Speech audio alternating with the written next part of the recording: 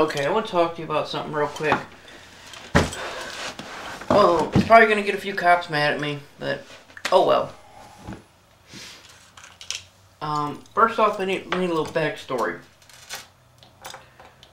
This happened a while back, and I've handled it through appropriate means. Sort of. I'll talk about that in a minute. A couple months back, a detective came to my house looking for somebody else. Okay, he was very rude and tried to intimidate my wife, who was intimidated because she's not used to being around cops and stuff. And the guy was a dingus. He came up wearing nothing but a suit, asking for, Joe Blow. She said she doesn't know anybody by that name. He basically said, "You're lying." And then when she asked who he was, he pulls his back his jacket and says, "You see the gun, you see the badge, I asked the questions." And basically then found out he was at the wrong house and didn't say anything and just went over to the house that he was supposed to be at. When she told me what happened, I called up a friend of mine who's a cop and found out who it was. And my buddy said that he would take care of it, and because to me that's kind of like a little petty thing, really. I mean, it's douchebaggery, but it's douchebaggery that I think is better solved by saying, "Look, you don't do that crap because you're going to run across a person like myself who is not intimidated by your little piece of metal. And I've got my own gun. So we're equal on that one. I got lots of little bits of metal laying around the house here. I got a piece of tinfoil I'll go get. That don't mean crap to me." And that's kind of the message I wanted to send to him. And my buddy, who's a good cop, knew that and probably handle a little more tactfully than I would. Anyway, but he gave me a really nice phrase. Okay, and we had something similar in the prison. We had what we call it cage courage in the prison. It's where inmates talk a whole bunch of smack while they're locked in their cell and you can't get to them. And he says cops have this. He worked in the prison too, by the way. He said the cops have the same thing. He calls it badge courage.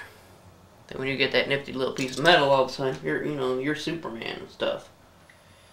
And it just ain't so. Let me show you one of my badges. Now this is a real badge. It's no longer technically valid, but that is my old MP badge. Okay, I've covered up my ID number. Okay, this is real. Okay, this is not a fake toy. Actually, I can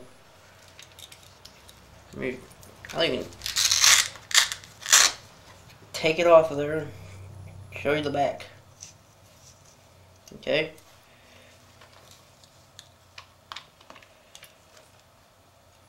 Okay, this is a real military police badge.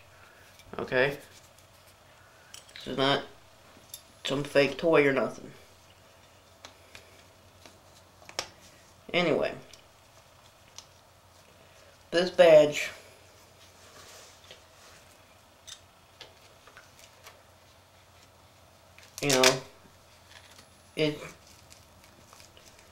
any badge is not a free pass. It is not a magic wand. It's nothing but a piece of identification. Badges are worn by law enforcement, civilian, or private and public, meaning private security officers, firemen, paramedics, EMTs, and the such, as a ready identification, meaning the uniform, the badge, all goes together as a quick, easy identification. You don't need to know how to read. You don't even need to be able to see in color, okay? You see a piece of metal hanging off somebody's shirt, looks like a badge, you know they have some sort of authority. Okay? Whether it's a security guard here in the state of Indiana, you have the only extra authority you have is you can do things on behalf of the employer. That's it. Okay? You know, as a security guard, or excuse me, security officer, the only thing that I can do that Joe Blow can't do is I can tell you to get off of this property. And I can summon the police and have you arrested for trespassing at my say-so. Because I am authorized by, you know, whoever site it is to do that. That's really it. I mean, that's it. I mean, other than, you know, being able to, you know, wear a duty belt and stuff without really drawing much attention to myself. But you can do it too. You're just going to get a little more attention. Anyway, back to what I was talking about. Do not be intimidated by this little piece of metal. And do not let them try and intimidate you. Okay, that's like the classic show of somebody becoming a cop because they got picked on as a little kid. Now they want a little bit of taste of power. When I was in the prison, one of the questions that was asked is, do you have power or authority over inmates? And it's a very good question. I did not go into the long answer that I thought of. I just simply said I have authority.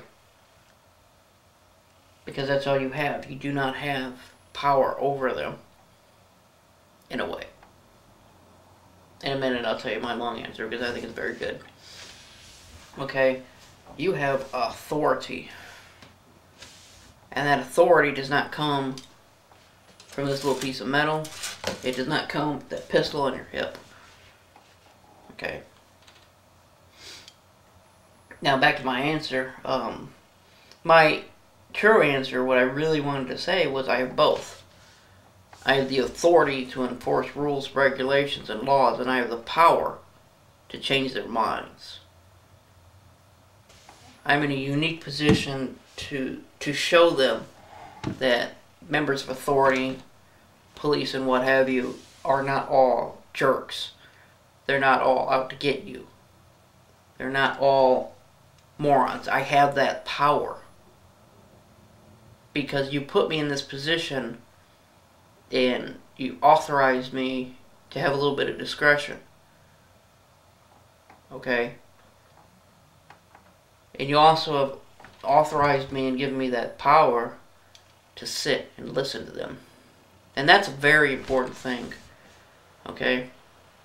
Whether you're a correctional officer or a police officer on the street, just that taking 2-3 minutes and listening to what they're saying to you is very important. Recognizing that they're human beings. It's very important. They're not all perps, they're not all inmates, they're not all J4s, J3s. J4's property, J3's an inmate. Okay, they're human beings. And I know that's hard for a lot of people to understand. But they are. Okay? There's quite a few people that I know who are working inside the prison right now that have done things that would land them in there. Okay? That's it.